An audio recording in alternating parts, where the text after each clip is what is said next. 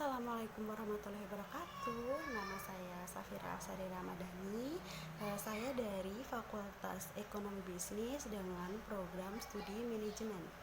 Di sini saya akan menjelaskan atau memberikan uraian atau ulasan mengenai jawaban dari pertanyaan mata kuliah pendidikan kewarganegaraan yang telah diupload di situs pembelajaran e-learning Universitas Esa Unggul sesi ke-6.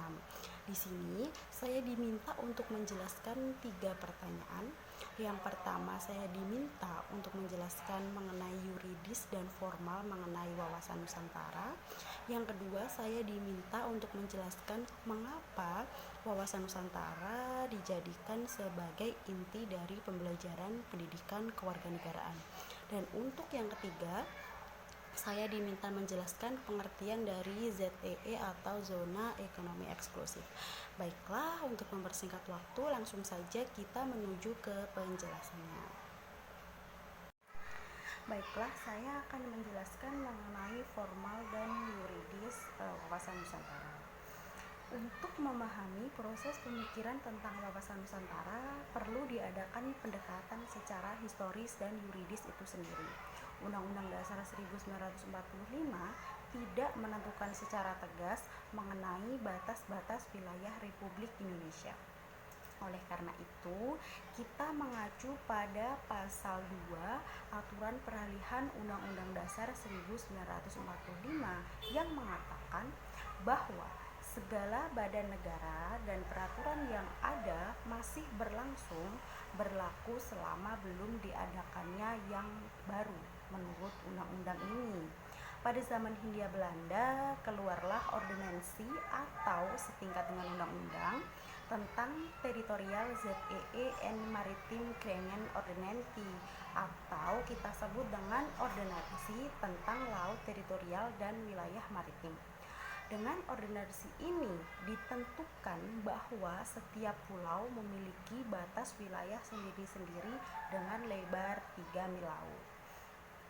Untuk pertanyaan yang kedua adalah mengapa wawasan Nusantara dijadikan sebagai inti dari pembelajaran pendidikan kewarganegaraan.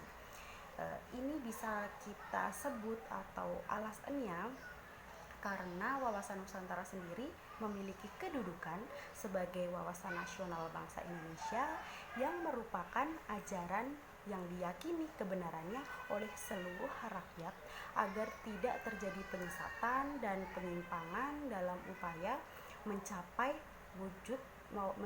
atau mewujudkan cita-cita dan tujuan nasional bangsa Indonesia.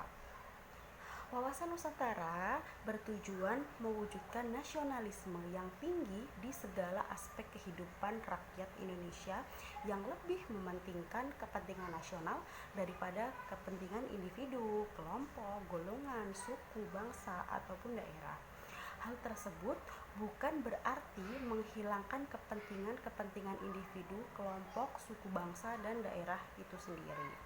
Dari keterangan di atas dapat dikatakan atau dapat disimpulkan bahwa kedudukan dan tujuan dari wawasan Nusantara memiliki peranan yang penting dalam keberlangsungan suatu negara, sehingga setiap warga negaranya harus mempelajari, harus memahami, dan juga harus mengimplementasikannya dalam kehidupan sehari-hari dan dapat dipelajari dalam pendidikan kewarganegaraan yang kita dapat di instansi pendidikan sekolah maupun perguruan tinggi.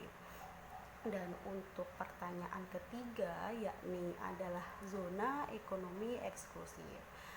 Pengertian zona ekonomi eksklusif itu sendiri adalah zona yang luasnya 200 mil laut diukur dari garis dasar pantai, yang mana dalam zona tersebut adalah zona yang dimiliki oleh suatu negara, yakni sebuah negara pantai mempunyai hak atas kekayaan alam di dalamnya dan berhak menggunakan kebijakan hukumnya, kebebasan bernavigasinya, terbang di atasnya, ataupun melakukan penanaman kabel dan pipa. Konsep dari ZEE ini sendiri muncul dari kebutuhan yang mendesak Sementara akar sejarahnya berdasarkan pada kebutuhan yang berkembang semenjak tahun 1945 untuk memperluas batas-batas yurisdiksi negeri pantai atas lautnya. Sumbernya mengacu pada persiapan untuk UNCLOS 3. Sekian jawaban dari pertanyaan mata kuliah pendidikan kewarganegaraan sesi 6 ini. Apabila ada kekurangan, saya mohon maaf, dan semoga video ini dapat menjadi pembelajaran untuk semuanya dan juga bermanfaat bagi yang lain. Sekian, mohon maaf apabila ada tutur kata yang salah. Wassalamualaikum warahmatullahi wabarakatuh.